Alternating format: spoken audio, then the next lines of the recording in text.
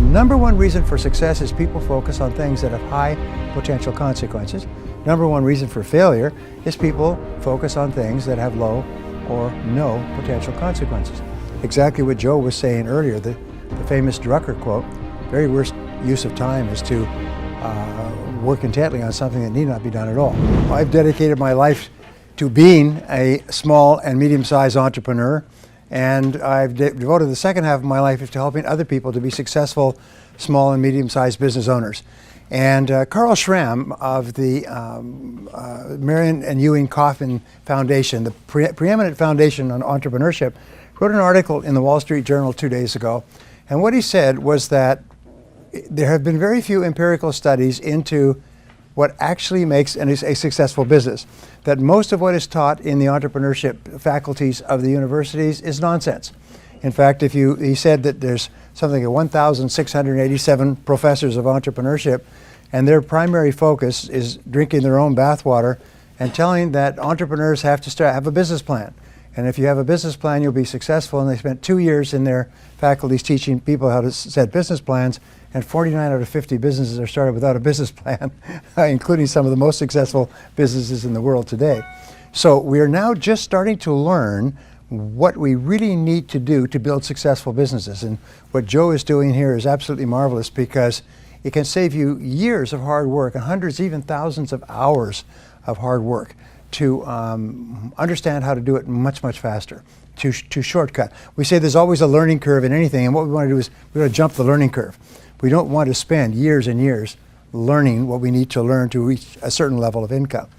And so I've majored now in the last few years on doing seminars and talking and books and articles and programs for owners and would-be owners of small and medium-sized businesses. Now I've got 45 minutes, so I'm going to have to condense what sometimes I share in seminars for days. But I understand you're some of the smartest people in the world, so that you can take a lot of information in a short period of time. Is that true? Mm-hmm. Yeah. Did anybody not understand the question? So I'm going to try to bottom line several of the concepts. One of the first concepts which I thought was interesting was a little story that was in the papers recently. Warren Buffett, who is one of the richest men in the world, and Bill Gates, who is the richest man in the world, and Bill Gates Sr. were at a dinner party, and the three of them are good friends, and they were talking. And a gentleman came up to them and said, you know, I was looking at you, and you gentlemen are very successful.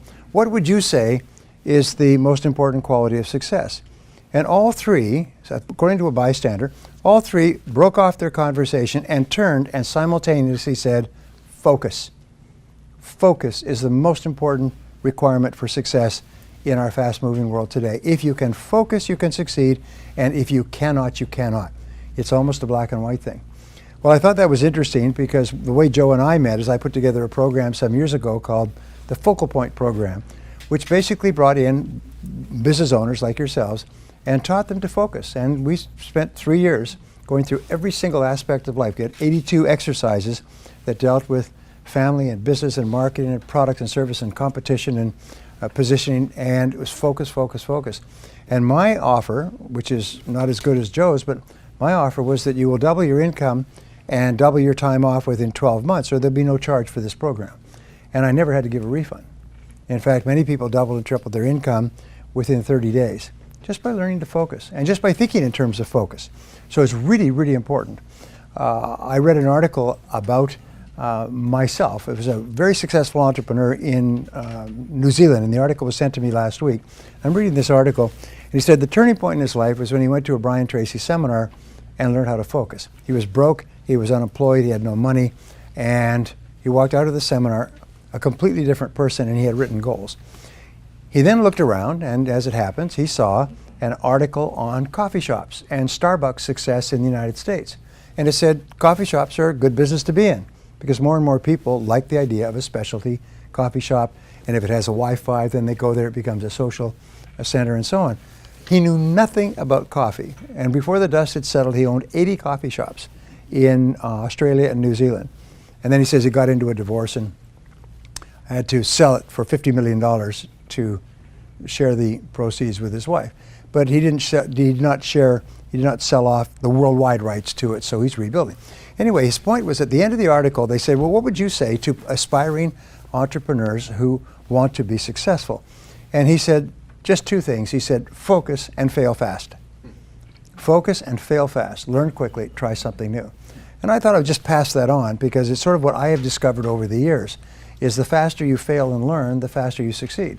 You actually learn to succeed by failing.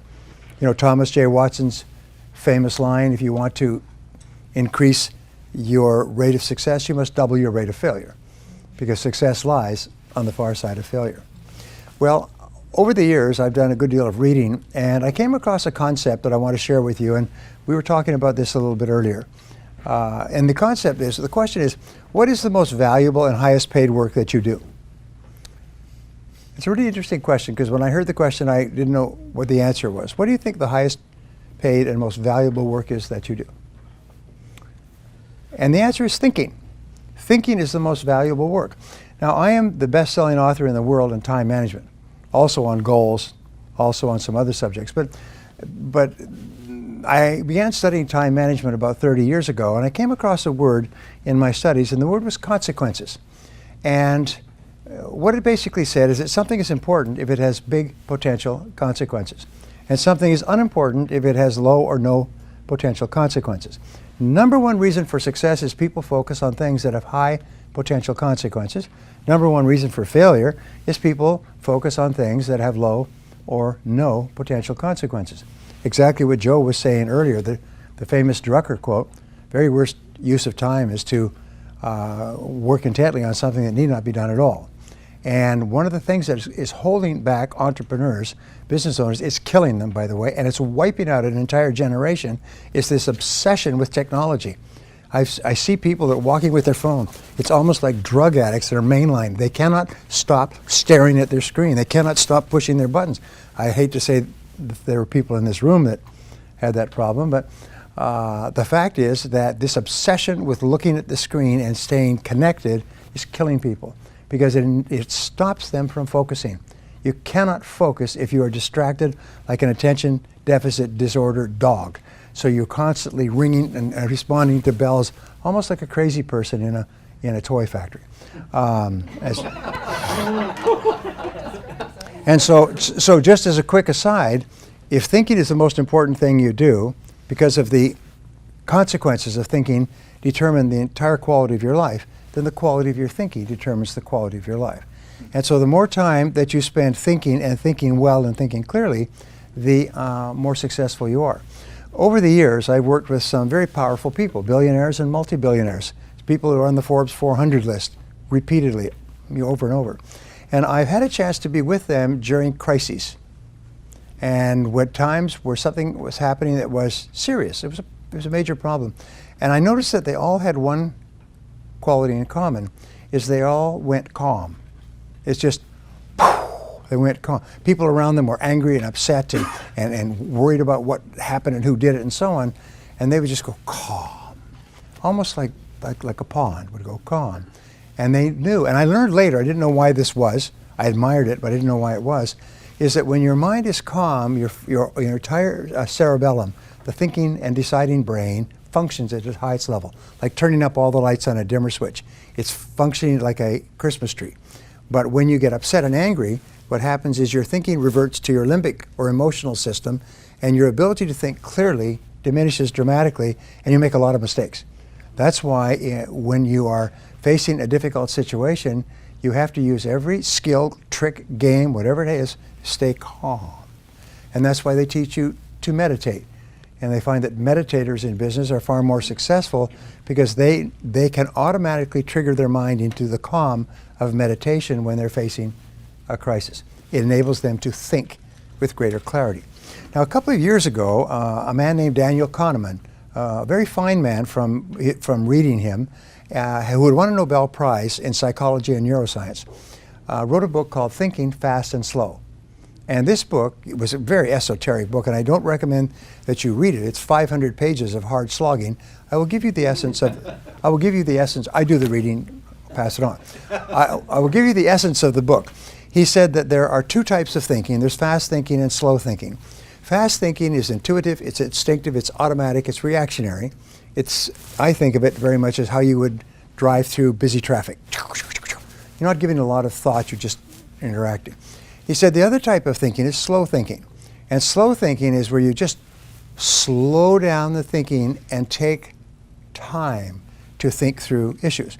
Now, if an issue has little or no consequences, then you can think quickly. You know, what do you have for lunch? What do you pick up on your plate from the buffet? Where do you park your car?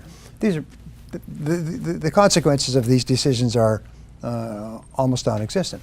But if it's a major issue, then you say, wait a minute, this requires slow thinking. Here is his contention that made the book a bestseller, is that the biggest problem that people have is that where they should use slow thinking, they use fast thinking. And entrepreneurs are extremely guilty of that, is we make important decisions that have long potential consequences, including affecting the lives of people and costing money and even leading to the bankruptcy of a business. We make those decisions with fast thinking when in reality we should be making them with slow thinking. Now, I'm a great Drucker fan, as many people are, and Mike was saying something about hiring the right people, and hiring the right people to work with you is very important. And the biggest mistakes you make is hiring fast. You hire people quickly. The best decisions you make are where you really take your time to hire slowly. And Peter Drucker said that fast people decisions are invariably wrong people decisions. Hiring an important person for an important job has tremendous potential consequences. So therefore, you need to take a long time. One of the things I teach, which is in my book, How to Hire and Keep the Best People, is a simple rule that will increase your hiring accuracy to 90%. And I've taught it to Fortune 500 companies, and they make it a rule within their companies to use Brian's rule. You cannot hire except by doing this. And I didn't invent it, I just studied the hiring practices of the companies that hire the best people and keep them the longest. And they all, at the beginning, have a certain process that they follow, and they follow it religiously, no exceptions. And so their accuracy in hiring goes up to 90% or better because they think more. Then the interesting professor at the University of San Diego last year wrote a book on sort of thinking fast and slow, but it was on decision making. What he said is the longer that you take to make an important decision, the better the decision will be, the higher quality decision. And Lord Acton once said, when it is necessary, when it is not necessary to decide, it is necessary not to decide. In other words, the professor said, buy as much time as you can for a decision. Put it off. If you can put it off for a day, a weekend, a week, a month, put it off.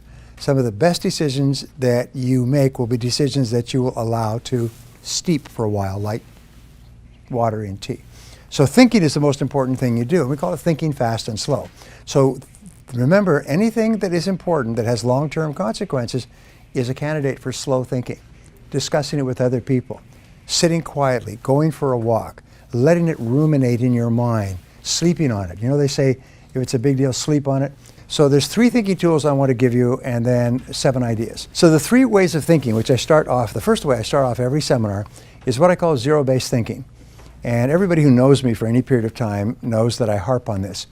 Zero-based thinking comes from zero-based accounting, where you, instead of increasing an expense in the next accounting period, you ask, should we be engaging in this expense at all? Now with zero-based thinking, you look at your entire world and you ask this question: knowing what I now know, is there anything that I am doing that I would not start up again today if I had to do it over? This is one of the greatest thinking tools I've ever learned, because in a time of turbulence, you always have an answer for this question. Each person has an answer. Some people have multiple answers. There's lots of things that they're doing today that, knowing what they now know, they wouldn't get into today. They wouldn't start them up. Products they wouldn't offer, people they wouldn't hire, investments they wouldn't make. And these are the greatest drags in life.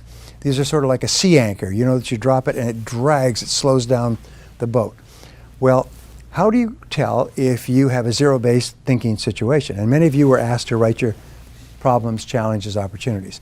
The answer is stress. Is whenever you experience chronic stress, it's something that buzzes around. When Joe's talking or somebody else is talking, you're busy thinking about that. You drive around and you think about it. Keeps you awake at night. It's something that pisses you off.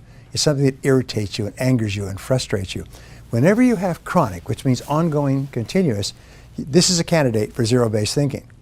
So you ask yourself the question, if I was not now in this situation, knowing what I now know, would I get into it again today? If the answer is no, the next question is, how do I get out and how fast?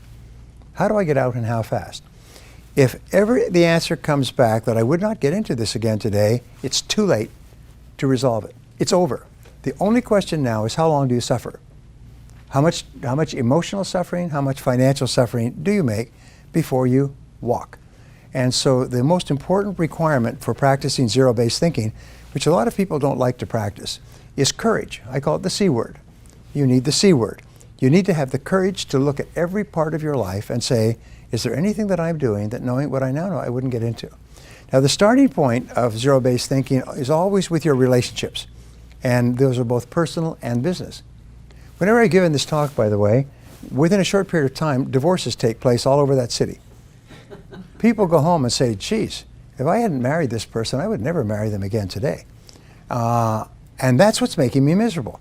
And many people are working their heads off on the outside to achieve success, but inside they're frustrated and unhappy because they're in a situation that, knowing what they now know, they would never get into.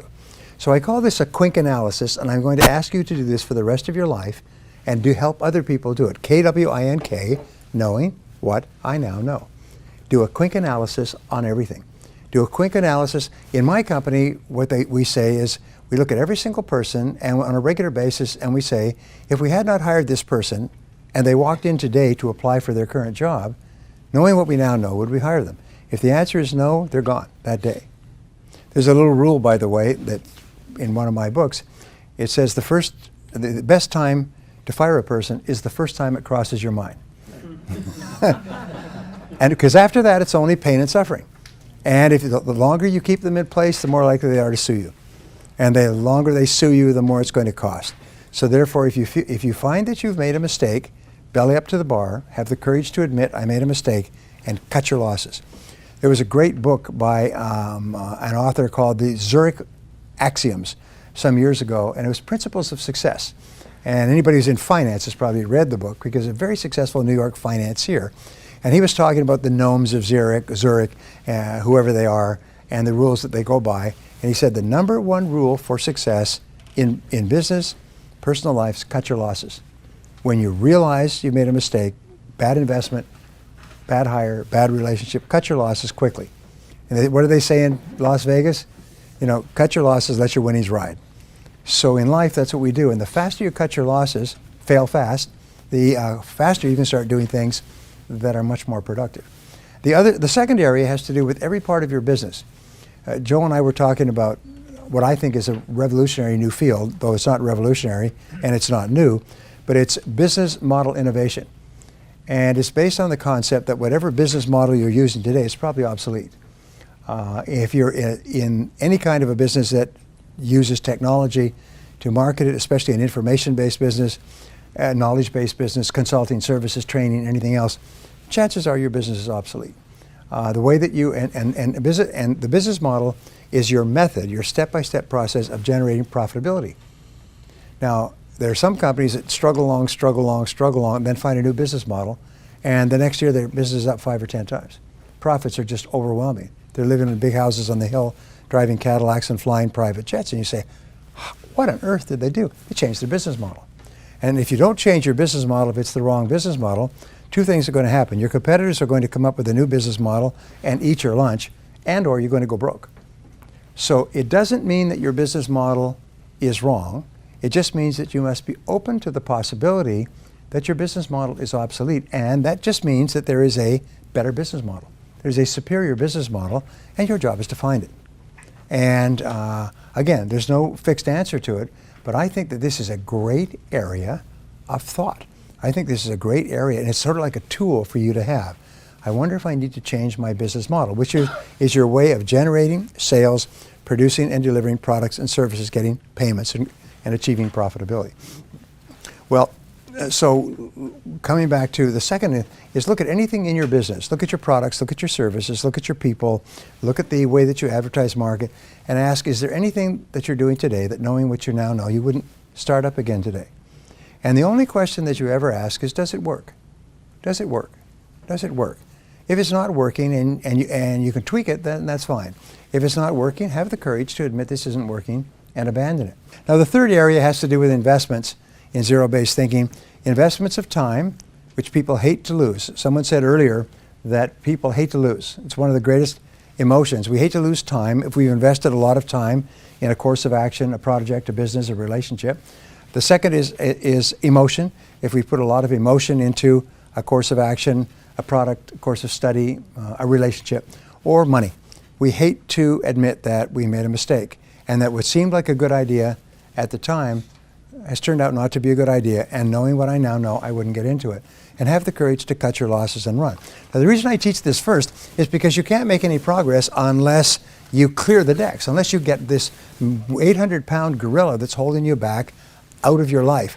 And then many companies that I've worked with literally transformed, became multi-million-dollar companies when everybody said, all right, we're going to go through and do a quick analysis on this whole company and realize that half the things that we're doing and half the people working here are not the right people for us at this time.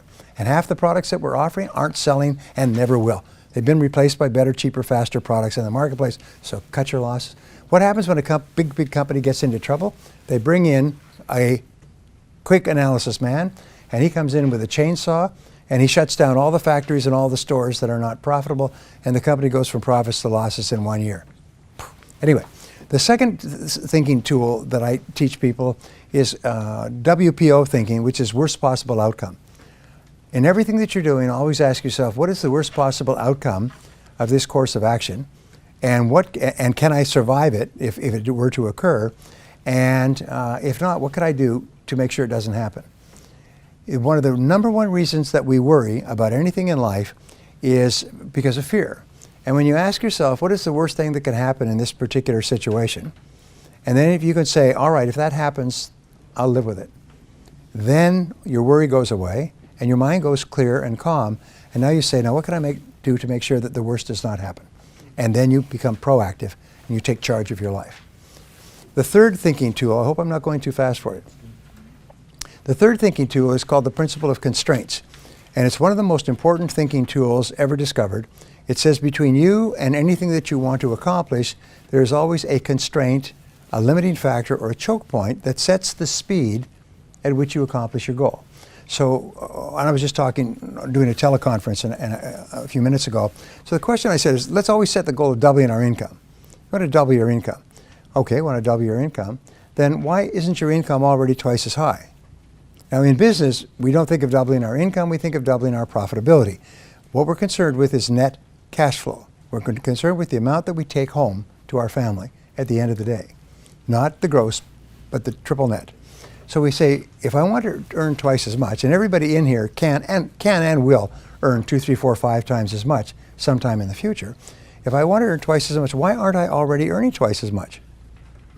And the number one reason for most people is distraction. So they're so distracted, they're doing things of low or no consequences. But we found the 80-20 rule applies to constraints. 80% of the constraints that are holding you back from achieving your financial goals are within yourself and within your business. They are not on the outside. They are not the competition. They are not the market.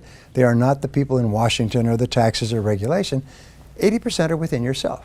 So the mark of the superior person is whenever they have a problem, they say, what is it in me that's causing this problem? Mike and I know this very, very clearly. What is it in me that's causing this problem? In illness, by the way, 85% of illness is psychosomatic.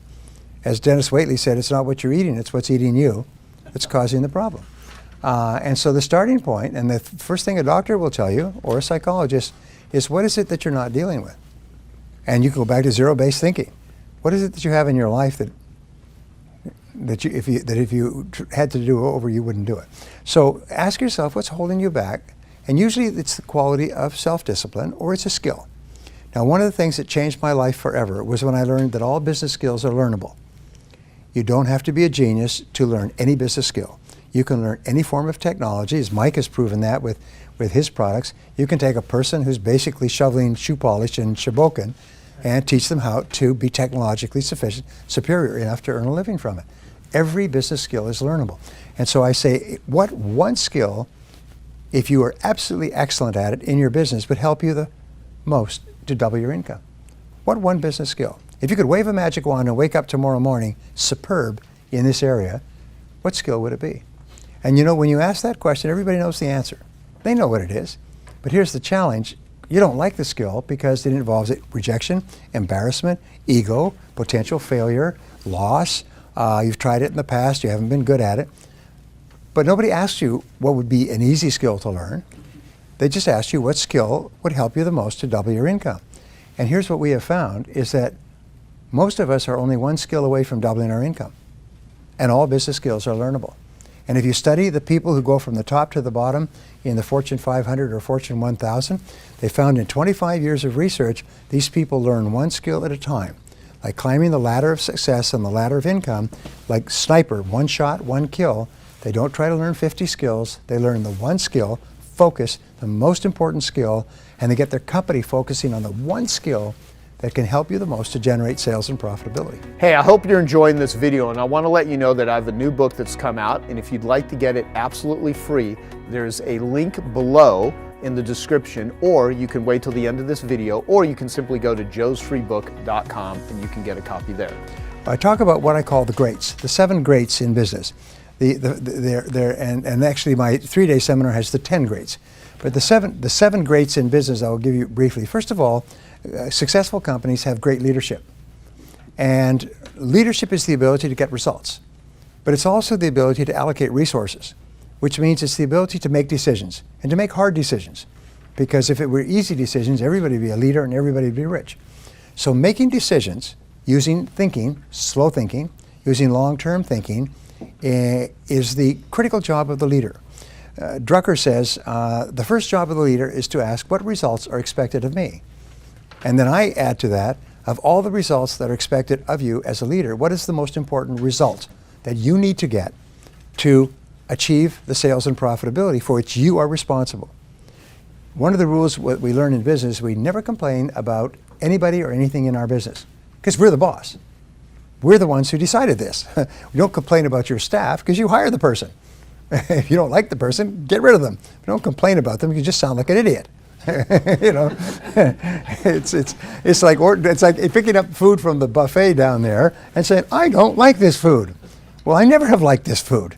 I've always hated this food. Well, why did you pick it up? Well, I don't know. You know, the fact is you never complain about something in your business if you're in charge of it. If you don't like it, change it. If you don't want to change it, shut up. Now, which allows me to jump actually forward, is one of the marks of superior entrepreneurs is that they're intensely solution-oriented. Is whenever something goes wrong, they immediately go calm and they say, all right, what's the solution? What's our next action? What mediocre people do is they say, who did it and who's to blame? How did this happen? They go on a witch hunt. And of course that makes them become angry and frustrated. But superior executives, when something goes wrong, problem with a customer, problem with money, problem with bills, problem with product delivery or defects, they say, okay, all right, how do we solve this? What's the solution? Now here's a wonderful thing, is your success in life will be determined by your ability to solve problems. My friend Colin Powell said, leadership is the ability to solve problems. Success is the ability to solve problems. And how do you become really excellent at problem solving? I just finished a book, by the way, called Creativity and Problem Solving that Amicom is publishing in New York at the end of this year. It's because I did years of research on the subject. Here's the point, is the way that you solve problems is simply to think about solutions. What are all the possible solutions? Be intensely solution-oriented. Don't allow yourself to get bogged down, negative, upset, unhappy about the problem and who did it. Focus on the solution and the actions that you can take. And when you start to think about the solutions, remember Helen Keller's wonderful line, when you turn toward the sunshine, the shadows fall behind you. When you start thinking about solutions, we could do this, we could do that, and you could do this, and I could do that, and we could do. When you start thinking about solutions, your mind goes calm, your creativity turns on like lights, you start to have more energy, you start to feel more confident, and so on. Are you with me so far? Yes. Thinking about problems makes you negative and shuts down your brain. Thinking about who's to blame is even worse. But thinking about what you can do and the actions you can take puts you back in charge. Well, the second principle, and I talked about, the second great is having a great product or service. And this, to me, was and is a revelation. And it's so simple, it stares you in the face. But 90% of your success in business will be to have a great product in the first place. And this is something that many people miss. They think if I have a good product and I pay thousands of dollars and go to really clever seminars, they'll teach me some marketing gimmicks and tricks so I can con people into buying it. And they spend enormous amounts of time and money trying to advertise or market what is a mediocre product. And I had a good friend, Mitch, and Mitch owned 3 first-class restaurants. And he did no advertising for the restaurants, and the restaurants were always full. And when people said, where do you want to go for dinner? Let's see if we can get into one of those restaurants. And so I asked him. I knew him very well because we worked in the same organization. Dr. Allard, my mentor, owned the 3 restaurants, and Mitch was a part owner, and he ran them. And he could just start an excellent restaurant. I said, what is your secret to promotion? How come these restaurants are always full? And he said, we always put it on the plate. I said, how do you mean? He said, we put superb food at good prices on the plate and just stand back. And the restaurants are full all 7 days a week. And I always thought that's the key to success in business. Put it on the plate. Put it on the plate. Put the quality, put everything into the product or service. Now, the Inc. magazine does a story on the Inc. 500, the 500 fastest growing companies in America, taken over a 3-year period, and every year they update it. The last edition, which came out a couple of months ago, showed that the #1 fastest growing company grew 42,500%. 42,500%. Unbelievable, it grew so fast. Others grew 5, 10, 15, 20, 30, 50 times in 2 or 3 years. All new companies, or reasonably new companies, all companies started by people like the people in this room, and they grew 5, 10, 50, 20, 100 times. Wow. What was the key? So they went back and had outside researchers analyze it, and you know what they found? Is all the companies put it on the plate. Every one of them was obsessed with quality, and obsessed with quality as their customers defined it. And they were close to the customer. They're locked tight to the customer. As I was sharing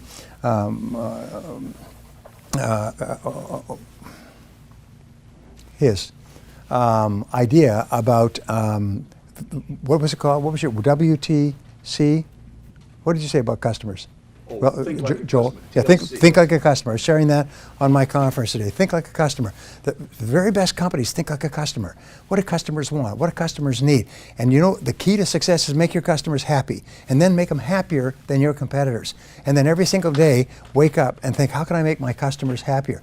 And they went and they interviewed the CEOs of the 500 fastest growing companies, and every one of them was obsessed with customers. They thought about customers. They talked about they visited customers. They called customers. They went and saw customers. They personally responded to customer complaints. They were just obsessed with it, which again repeats that 90% of your success will be the quality of your product or service.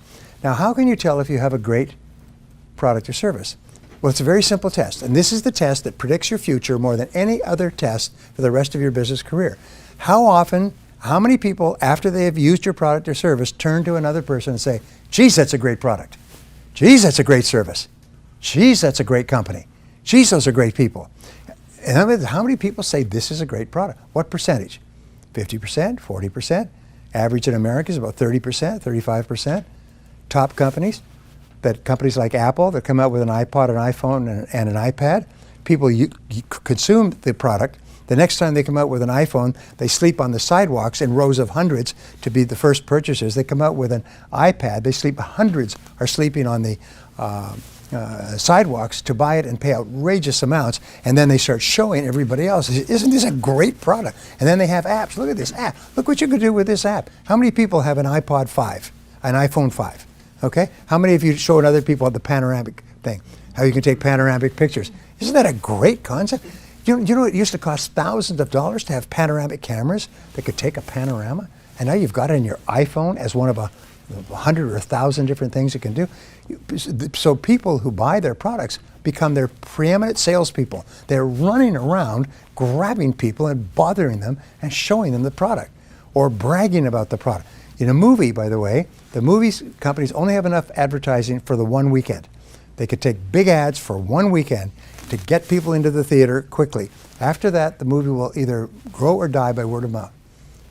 And your movies that are successful, by word of mouth, everybody's talking. Have you seen that movie? You've got to see that movie. Honey, I just heard about this movie at work. Let's go tonight. You weren't even planning to go to a movie. And you go there on Tuesday night and the theater's full. Have you had this experience? You see, and everybody's talking about it. The most important key to our success. So go back to the Inc. study, and I'm looking for corroborations. In the Inc. study, they had researchers say, what is the very best place for a company to invest if they want to increase their sales and profitability? And the answer came back after looking at everything else is invest in improving the quality of your product. Invest in improving the quality of your product. Make the product better and better and better. Make your customers happier and happier. Make your customers so happy. I say that the key to success is to get your customers to buy from you first rather than from your competitor, to buy again because they are so happy, and to bring their friends. And if that becomes your operating theme, we could talk about this all day, is get them to buy from you, buy again, and tell their friends, then you're going to be successful, you're going to be wealthy, you're going to be respected, and more than anything else, you're going to be just as happy as you can be. Because nothing gives us greater joy than to make our customers happy. Number one is become a great leader, which means set clear goals, be decisive, take responsibility for results. Number two is offer a great product and never be satisfied with the quality of the product. Just constantly strive to make it better in the eyes of your customers. And here's one of the great revolutions in marketing, which I think is so important, is the very best companies, the 4 stages of the epiphany, the lean startup, are going to their customers and saying, how do you define a great product? Would you buy this? Would you pay for it? What would you want more of? What would you want less of? What can we do to improve it? They're even doing this with what they call the minimum viable product idea, is they take a product idea to a customer before they even make the product. And they work with the customer shoulder to shoulder to develop the product so the customer says, this is a great product. Then they produce and market the product.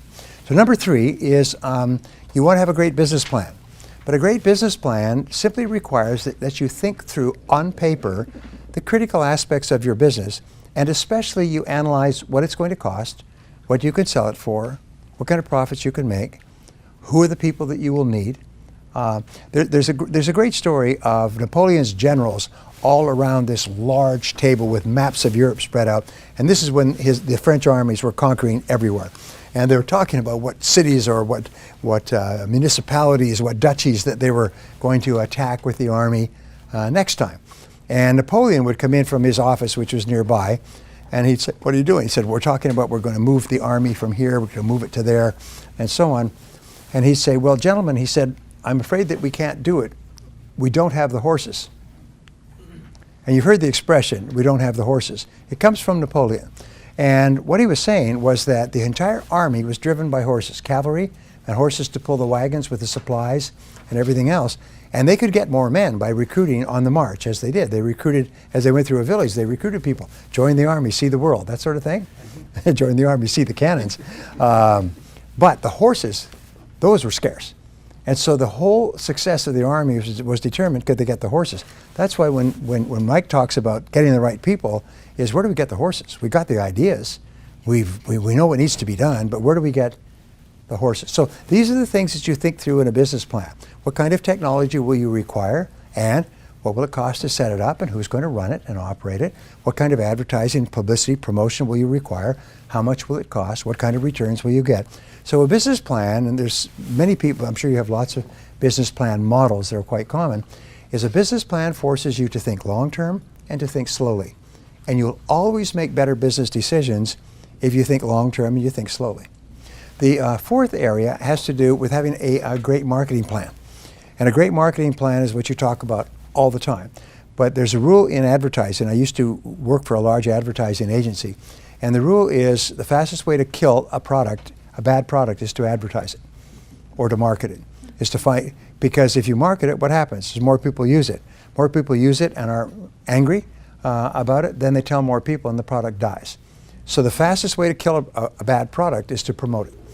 And many people think, oh no, the way I can get my money back is I can sell it to people before enough people know how bad it is. No, we have the internet today. Everybody in the world can know how many troops appeared on the streets of the Crimean with balaclava masks on their face, and they know that in 3 seconds. I was just in Russia, where in Russia they control all the media, and they tell people that that they were attacking the Ukrainians, backed by the CIA, are behind all the problems in the Ukraine, and the poor Russian people just are being sacrificed. So I'm just sending in some of my troops to help protect our. I said to my friend Sergey, I said, Sergey, that's nonsense. Not a word of what you're saying is true. It's totally false. The only people in the world who believe what you're saying are people within Russia who have no access to news on the outside. Anyway, I'm getting off track. My point is that marketing means how do you attract people to your product or service. There's a difference between marketing and sales. You know what it is? Imagine that I were to say to you at midday, this group, I say, is anybody here hungry? You raise your hand, all right? That's marketing. I'm interested in your product or service. I'm interested in the product or service generally. But anybody here like to save money, make money, lose weight, be happy, pick up girls, whatever it happens to be. Then the second part is, now I have a restaurant. Let me tell you why you should come to my restaurant to satisfy your hunger rather than to go to the competitors. So those are the two. It's the marketing is to attract people who raise their hand, who are interested in the benefit that your product or service offers, and selling, the conversion, is to get them to buy from you rather than from your competitors. So they are very different functions. You can't sell if you can't attract interested prospects. So marketing is a very complex process, and you guys talk about it all the time. So you need a great marketing plan. How can you tell if you have a great marketing plan? Answer is you have a steady stream of interested prospects who are calling you, emailing you, coming in your door, sleeping on the street in front of your business each night to get to be the first ones to come in the daytime. Number 5 is you need a great sales plan. And a great sales plan, of course, is a sale that consistently and predictably converts customers or converts interested people into customers. Now here's the rule. If you have a professional sales process, and 100% of all successful companies have a professional sales process.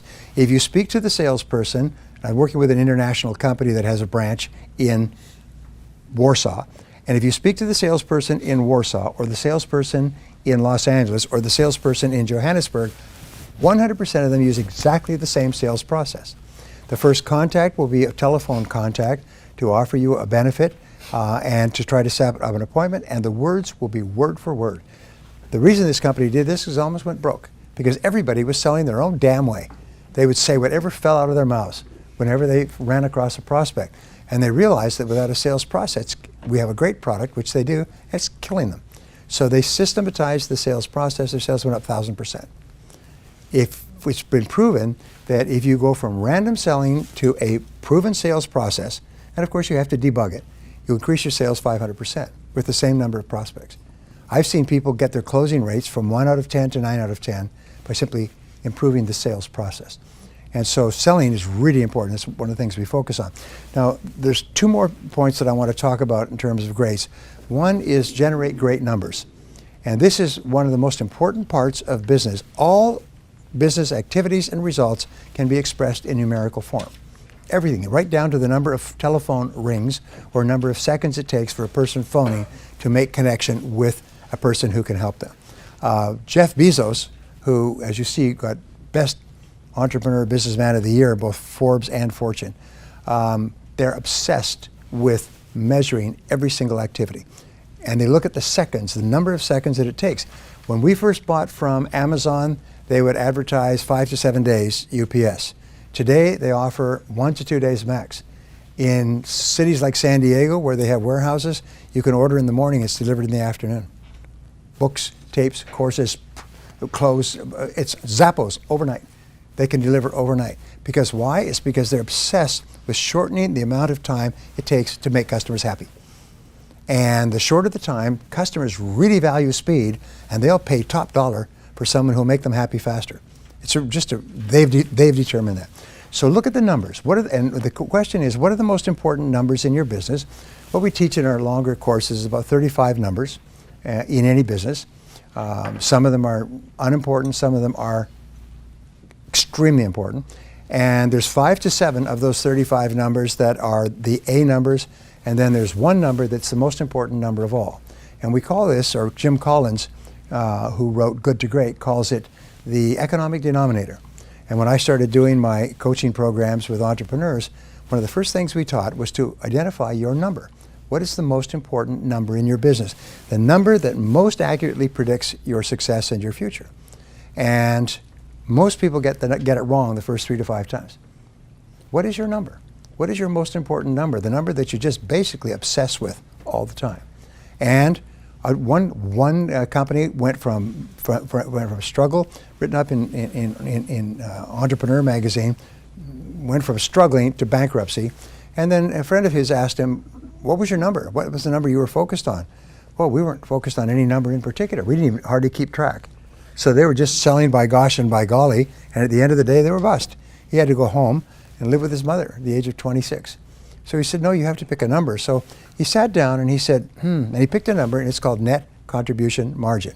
In other words, exactly how many net dollars and cents do we make from each sale? And then we compare those sales, and that's after 100% of every expense of cost of customer acquisition and lead generation and delivery and everything else. And then they compare those against the others, and they re-emphasize. In other words, net contribution margin. This year, he'll hit $100 million in business, and he's laughing. He said, changed our whole life to finally figure out what our number was. So a question I always ask people, what is your number? Do you know? Do you know the most important number? Do you know what most entrepreneurs say? Sales. Sales, everybody knows that, just sales. Really? What if you're losing money on every sale? Then the more sales you make, the faster you go bust. And you know that many companies are losing money on every sale because they don't add in all the costs of the sale.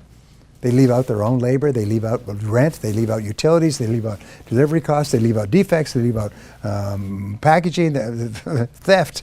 And so there's, boy, are we selling a lot. Yeah, well, how come you're losing more money every month? Did you see these companies, by the way, that announced they had 11 billion in sales last year, they lost 3 billion? You see them all the time.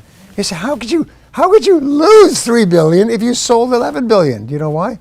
It's because they don't know the numbers. And what they're doing is they're probably working harder and harder to sell more and more products at which they're losing more and more money. And nobody sat down and done the attributable cost. Okay, the last of the 7, and this is the one I love, and this is the future, by the way. The front end of business, the first bookend, is having a great product or service to start with. The last is to have a great customer service experience. And I cannot tell you how important this is. This is what Joel and I have worked on all of our lives. Make our customers so happy at the beginning and so happy with the product and happy afterwards. It's the key to repeat business. It's the key to rapid growth. Every successful company, without exception, is obsessed with taking good care of their customers once they get them. And if they have a customer complaint, the head of the company doesn't sleep at night. They are so upset about customer complaints. They'll go out and personally visit them. The company president will phone an unhappy customer and talk to them because they consider customer happiness, like Tony Hsieh, to be the most important thing in the world. What Tony says is that we're not in the shoe business, we're in the customer happiness business, we just happen to sell shoes. And if we were selling something else, we'd still be in the customer happiness business. What was that worth to Tony? Sold it for, his idea translated into Zappos sold it for $1.2 billion and took home $350 million. Not a bad idea. Make your customers happy. Does it work? Yes. How often does it work? 100% of the time. So you'll find that the very best companies, the ones that you really like and want to go back to, are the companies that make you feel happy. They make you feel good as a result of having done business with them. They take good care of you.